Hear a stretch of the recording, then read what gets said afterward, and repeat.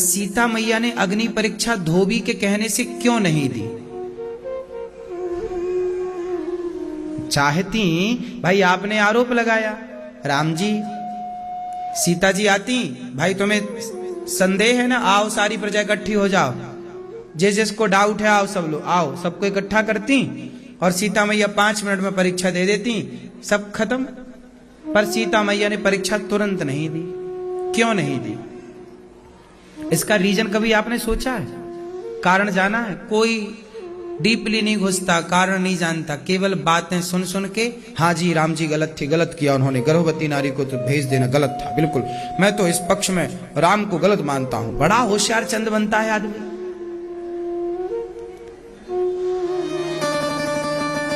सुनो, सबसे बड़ा कारण क्या था?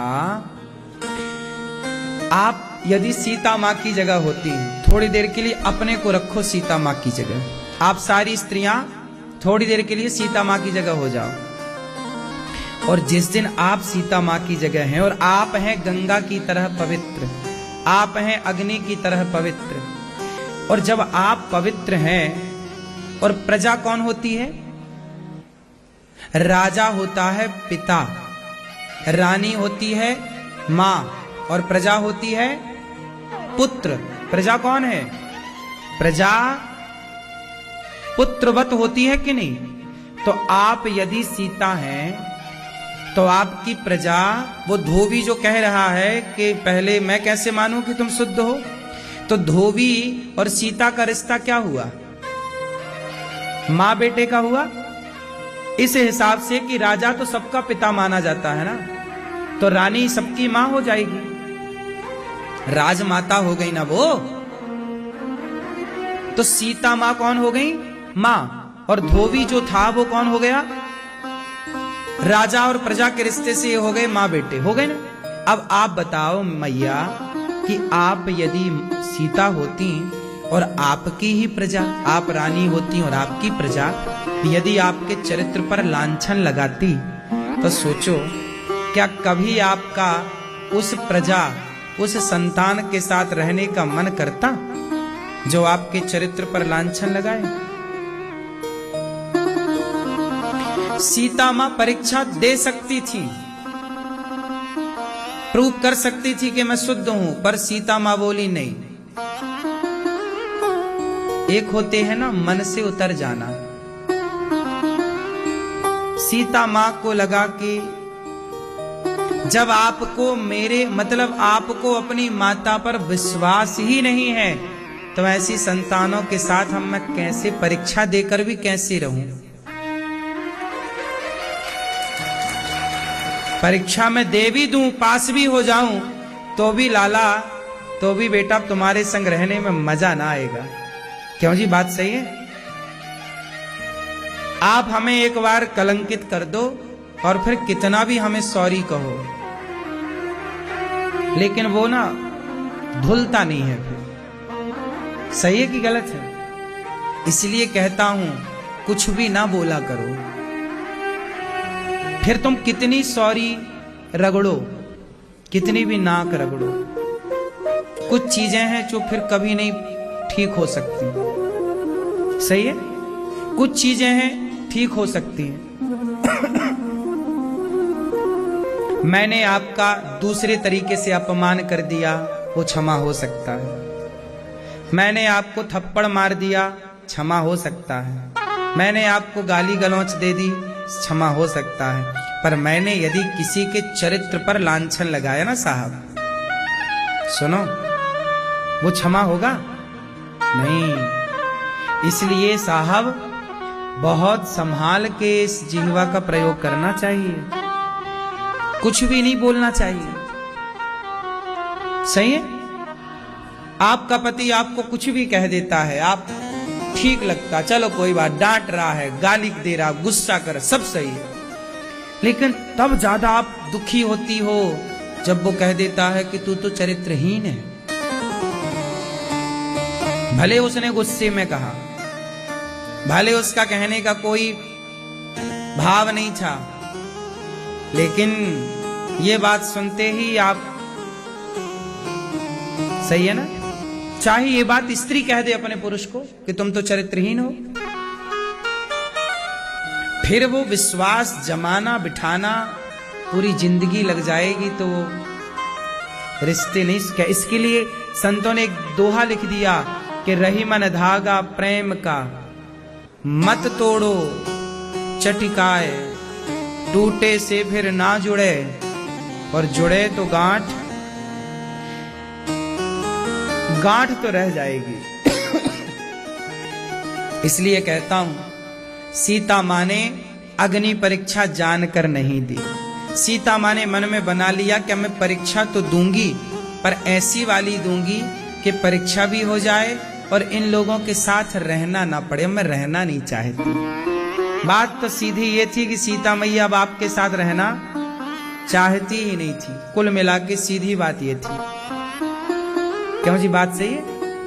इसलिए सीता मां ने स्वयं वनवास एक महर्षि, एक संत के आश्रम में जाना उचित समझा, और मां भगवती सीता महर्षि वाल्मीकि जी के आश्रम में चली गई। कहां चली गई? किन के आश्रम में थी माता सीता? महर्षि वाल्मीकि जी के आश्रम। महर्षि वाल्मीकि जी ने सीता मां को, अच्छा सीता मां देखिए, महर्षि वाल्मीकि जी के यहां चली गई। माता सीता चाहती तो जनकपुर भी तो जा सकती थी, अपने पिता के यहां आनंद से रहती। आप लोग तो जरा सी खटपट होती है, तुरंत मैं मायके चली जाऊंगी, तुम देखते रहिए। सवाल खड़ा हुआ कि सीता मां वनवास गई, महर्षि जी के आश्रम में रही, पिता के घर क्यों नहीं गई? ये मैया बताओ, आपके बगल वाली हरी मैया। सीता मैया बैठे बैठे बिंदास आनंद लो। सीता मैया पिता के घर भी तो जा सकती थी, क्यों नहीं गई? है?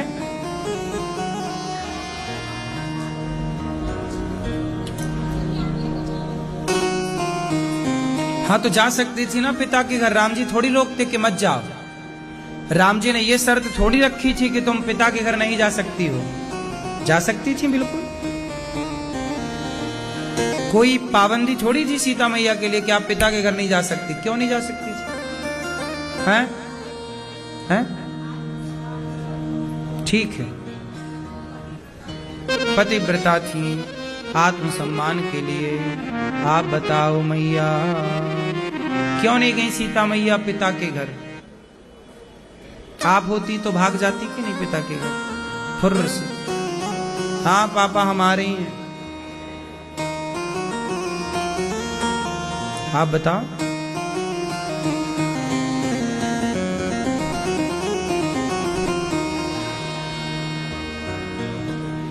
हाँ तो ससुराल तो घर है ही।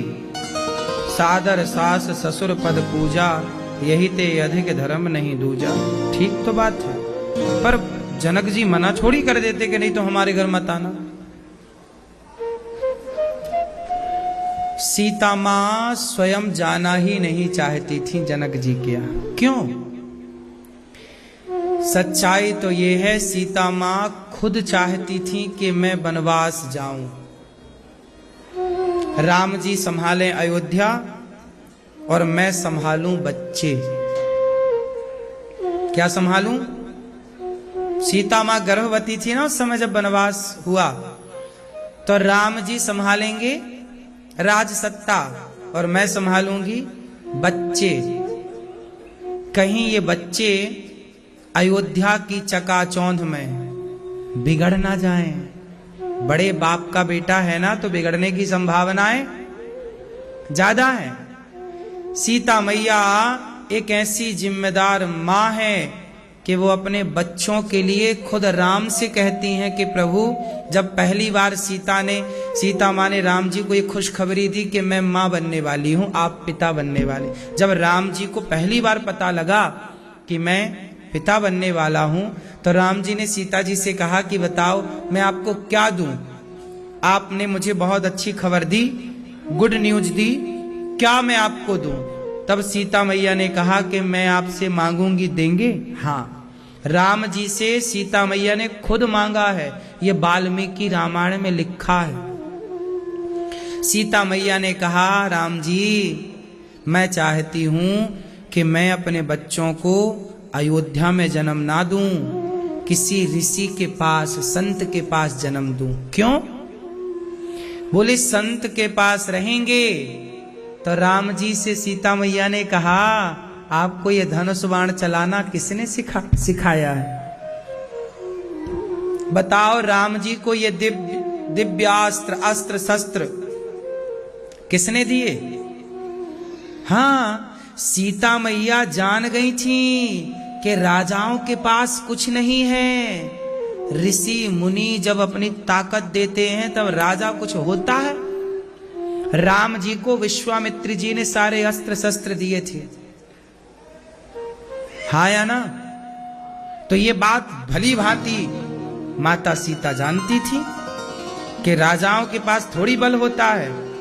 राजाओं को शक्ति, इसलिए जंगल में रिसर्च करते रहते थे ऋषि मुनि, और वो रिसर्च की हुई टेक्नोलॉजी शक्ति राजाओं को देते थे। किस राजा को? विश्वामित्र जी ने सारी शक्ति राम को ही क्यों दे दी, और किसी को क्यों नहीं? क्योंकि विश्वामित्र जी ने जान लिया कि जन कल्याण के लिए यही युक्त है, इसलिए पूरी ताकत उन्हें दे दी। उसी शक्ति से राम जी रावण को मार सके, इसलिए हमारे ऋषियों का नाम पड़ा ऋषि से बना रिसर्च। रिसर्च करने वाले ऋषि वही उस टाइम के वैज्ञानिक थे, शोधकर्ता दिव्यास्त्रों के, हाँ या ना? तब सीता मां ने कहा कि मैं अपने बच्चों को भी बचपन से एक महान योद्धा बनाना चाहती हूं, क्योंकि राम जी आपने तो रावण से लड़ाई की, पता नहीं इन बच्चों के आगे कौन कौन से रावण आएंगे, किन किन से इन्हें लड़ना पड़ेगा। हम माँ बाप हैं, हम अपने बच्चों को मजबूत बनाकर चलें। सीता माँ ने खुद कहा कि हमें वनवास जाना, तब सीता माँ की इच्छा पर राम जी ने उन्हें वनवास भेजा महर्षि जी के आश्रम में, वाल्मीकि जी के। और उसी समय वो धोबी वाली कहानी भी चल पड़ी। धोबी भी उछल कूद कर रहा है कि मैं, पत्नी से बोला मैं तुम्हें क्यों स्वीकार करूं, तुम रात किसी के घर रहकर आई हो, मैं कोई राम थोड़ी हूं कि जो रावण के यहाँ रहकर आई स्त्री और मैं स्वीकार कर लूं। ये बात हवा की तरह फैल गई। सीता माँ को वनवास, लोग आधी अधूरी बात सुनते हैं, जैसा आजकल नहीं, लोग 10 सेकंड की बात सुन के उसे सच मान ले, अरे अनिरुद्धाचार्य जी ने ऐसा कह दिया। वो बात क्या थी? 5 सेकंड की, आगे क्या कहा पीछे क्या कहा वो तो सुनो भाई साहब। इतनी सी बात सुन के आप क्या जान लोगे? ऐसे ही राम जी के बारे में लोग आधा इतना सा जान पाए, अरे राम जी ने तो वनवास भेज दिया गर्भवती स्त्री को, बहुत गलत किया, बहुत गलत, इतना सुन पाए आप। उसके पीछे का रीजन नहीं जान पाए, कारण नहीं जान पाए। वाल्मीकि रामायण को आप पढ़ नहीं पाए, अन्य रामायणों का अध्ययन कर नहीं पाए, परिस्थितियों को समझ नहीं पाए, सीता की जगह अपने को रख नहीं पाए, राम की जगह अपने को रख नहीं पाए, आपने आरोप लगाना स्टार्ट कर दिया। क्यों सी बात सही है? इसलिए महर्षि वाल्मीकि जी ने लव कुश को बचपन में ही इतना शक्तिशाली बना दिया कि हनुमान जी, भरत जी, लक्ष्मण जी सबको पराजित कर दिया। लव कुश ने नहीं कर दिया, इतना बड़ा योद्धा बना दिया। ये शक्ति है। और सीता मैया यही चाहती थी कि मेरे बच्चे योग्य बने। हर मां का कर्तव्य है, मेरी मां, पिता का भी कर्तव्य है कि तुम अपने बच्चों पर ध्यान दो। लेकिन आप सबसे मेरी प्रार्थना है कि आपके बच्चे योग्य ना बने तो फिर आपका पूरा सब कुछ बेकार है। यदि आपके बच्चे योग्य बन गए तो आपका त्याग, तपस्या, जप, तप सब सार्थक हुआ। इसलिए बच्चों की परवरिश में जरा भी लापरवाही ना करो। आज के माता पिता बच्चों की परवरिश में बहुत लापरवाही करते हैं, बहुत लापरवाही करते हैं। कई बार माँ बाप डिसाइड करते हैं कि बेटा तुम ये सब्जेक्ट ले लो। आप क्यों डिसाइड करते हैं? ठीक है, आप उसे रास्ता बता सकते हैं, पर एक बार उसके मन की भी तो पूछो कि वो कौन सा सब्जेक्ट लेना चाहता है, वो किस फील्ड में आगे बढ़ना चाहता है, वो किस ओर जाना चाहता है। एक बार बच्चे की भी तो राय मशवरा ले लो।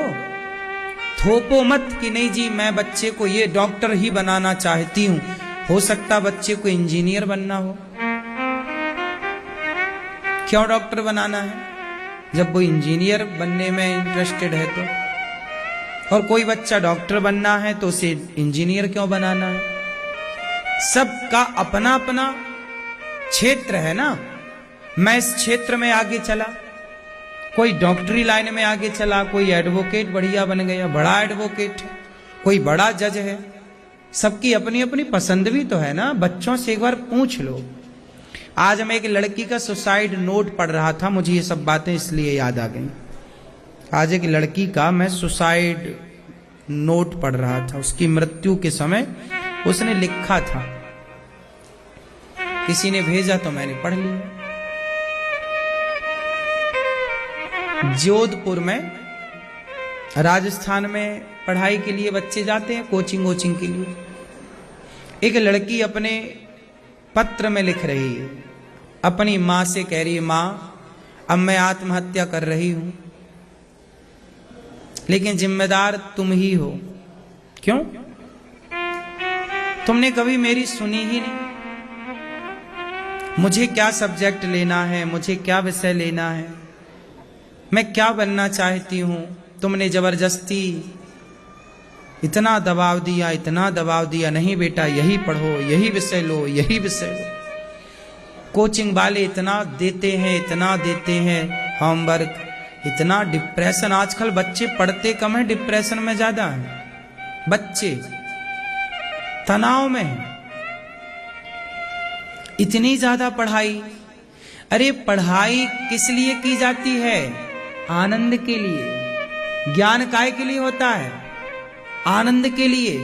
लेकिन आज ज्ञान का, पढ़ाई का इतना आपने प्रेशर बना रखा है कि बच्चे आत्महत्या करने पर मजबूर हो रहे हैं,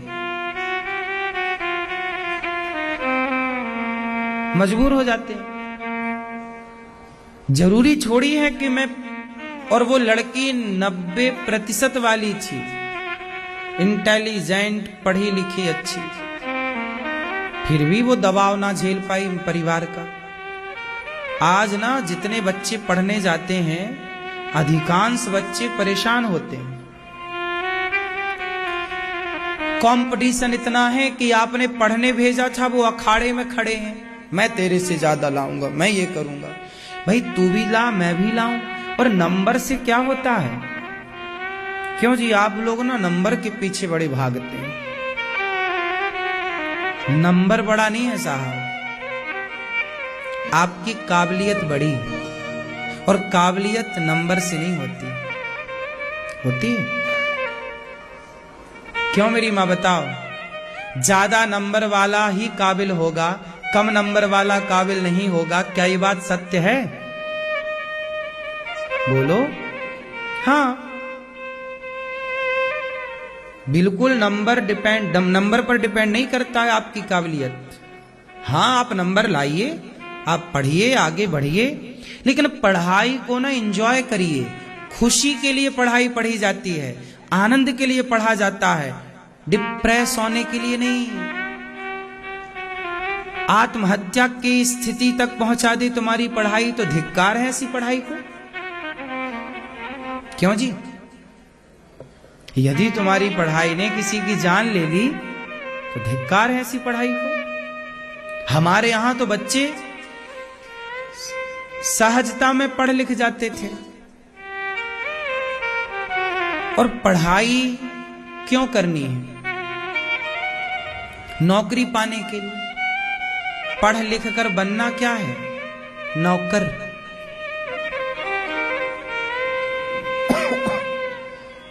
अडानी, अंबानी, टाटा, बिरला, ये लोग पढ़ लिख कर क्या बने? नौकर की मालिक? बोलो, मालिक। ये लोग पढ़ते हैं इसलिए कि मैं पढ़कर मालिक बनूंगा, आप लोग पढ़ते हैं इसलिए कि पढ़कर मैं नौकर बनूंगा, नौकरी करूंगा।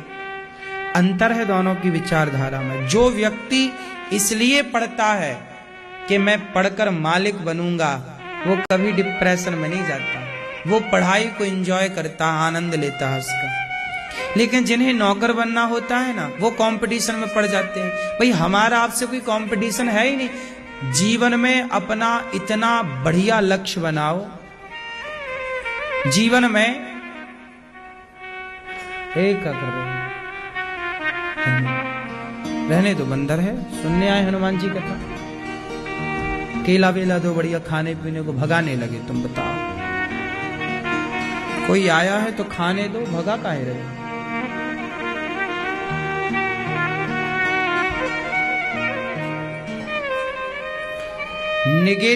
नेगेटिविटी पहले आती। बंदर आ गया, भगाओ भगाओ भगाओ। अरे ये भी तो आप सोच सकते हैं कि बंदर आया, चलो से खिलाते हैं। क्यों? हाँ, लेकिन समाज में इतनी ज्यादा नेगेटिविटी भरी है ना कि बस पॉजिटिव है ही नहीं व्यक्ति, किसी जगह पॉजिटिव नहीं। पॉजिटिविटी चाहिए। सबसे बड़ी पॉजिटिविटी यह है कि मुझे नौकरी नहीं करना, मैं नौकर बनने के लिए पढ़ा ही नहीं, मैंने पढ़ाई की है मालिक बनने के लिए। मैंने पढ़ाई की है तो नौकर क्यों बनूं? नौकरियां दूंगा, मैं नौकरियां दूंगा। पढ़े हो ना तो नौकरी दो, नहीं पढ़े तो फिर आपके पास नौकरी करने के अतिरिक्त कोई ऑप्शन। नौकरियां उनके लिए हैं जो अनपढ़ हैं। क्यों भैया, सही है कि नहीं? नौकरियां उनके लिए थी एक टाइम पर जो अनपढ़ थे। सही है कि गलत है? लेकिन आजकल पढ़े लिखे लोग रो रहे। सीता मां ने अपने बच्चों को स्वावलंबी बनाना चाहा, इसलिए संतों के पास जन्म दिया। संतों की परवरिश में इतना पढ़ा लिखा कर योग्य बनाया कि 7 वर्ष की आयु जब हुई, लवकुश की 8 वर्ष की, सीता मैया सौंप देती हैं अपने पुत्रों को, पिता को राम जी से, स्वामी आपकी संतान मैंने योग्य बनाकर, एक माँ का कर्तव्य है कि वो बच्चों को योग्य बनाए। माता सीता लवकुश को तैयार करती हैं, राम को सौंपती हैं, और अग्नि सीता मैया पृथ्वी से कहती है, पृथ्वी माँ यदि मैं पवित्र हूं, गंगा यमुना की तरह, मैं राम के अतिरिक्त स्वप्न में किसी को नहीं जानती, मैंने स्वप्न में भी किसी को नहीं पर पुरुष के बारे में सोचा गलत भाव से, हे माँ मुझे अपनी गोद में रख लो माँ। ऐसा कहा तो पृथ्वी माता प्रकट हुई। पृथ्वी माँ की गोद में बैठकर माता सीता पृथ्वी पर समा गई। वो लोग, वो धोबी, वो समाज, वो लोग कहते रहे माता क्षमा कर दो, हमसे बड़ा अपराध हो गया। लेकिन अब का वर्षा जब कृषि सुखानी, सीता मैया चली गई।